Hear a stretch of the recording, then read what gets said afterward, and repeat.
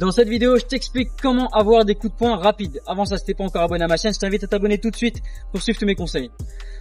Alors, comment faire pour avoir des coups de poing qui sont rapides? Eh bien, ça se cache pas vraiment dans la partie technique, pas vraiment dans la partie physique, mais plutôt dans la gestion. La gestion de ton effort. En effet, généralement, quand on envoie des coups de poing, on a une certaine tension. Une tension qui peut être au niveau des épaules, des pectoraux, des bras, et même des avant-bras pour les débutants.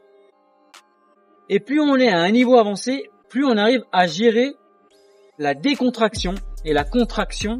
Un débutant aura tendance à être très contracté du début à la fin, des épaules jusqu'au poignet, et envoyer ses coups de poing. Alors que quelqu'un d'expérimenté, vraiment qui maîtrise les coups de poing, il va être très décontracté, très relâché, et il va contracter, entre guillemets, que au moment de l'impact. Donc ça demande un timing parfait. Et ce timing parfait, il s'acquiert par l'entraînement, par la répétition. Et c'est ça qui va permettre d'avoir des coups de poing extrêmement rapides.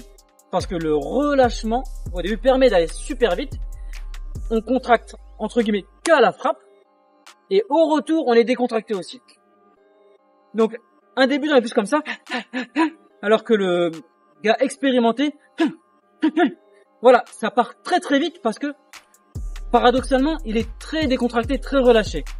Il est relâché, il laisse partir son épaule, il revient vite. D'accord? Donc en fait, c'est une question de gestion de la contraction et des contractions. J'envoie la frappe avec du relâchement, je frappe, je mets de la contraction et je reviens avec du relâchement. Et c'est ça qui permet vraiment d'avoir des coups de poing extrêmement rapides. Alors pour le travailler, comme je l'ai dit, il faut vraiment répéter et se concentrer sur le relâchement.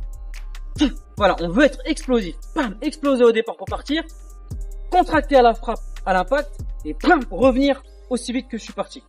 Donc, c'est comme ça qu'on travaille la rapidité. Voilà, je me concentre là-dessus, explosif, relâché, frappe, relâché, je reviens. Ok? Donc, c'est vraiment quelque chose de très subtil à intégrer, à travailler. C'est ce qui fait la différence entre ceux qui sont très rapides et ceux qui le sont moins. Si tu veux bien travailler ça, encore une fois, tu peux me faire en fermant les yeux. Je ferme les yeux, j'envoie rapide, je relâche, je reviens. Je relâche, je reviens. Et évidemment, après, on peut travailler aussi avec, par exemple, des élastiques, des poids pour rajouter un frein, une charge qui va nous ralentir. Et donc, dès qu'on va enlever la charge, on va gagner forcément en explosivité, en rapidité. Voilà, j'espère que cette petite astuce t'a plu. Si c'est le cas, mets un like, abonne-toi si c'est pas encore fait. Dis-moi en commentaire ce que tu en penses, pose-moi une question si tu en as une, et je te dis à très bientôt pour la prochaine vidéo.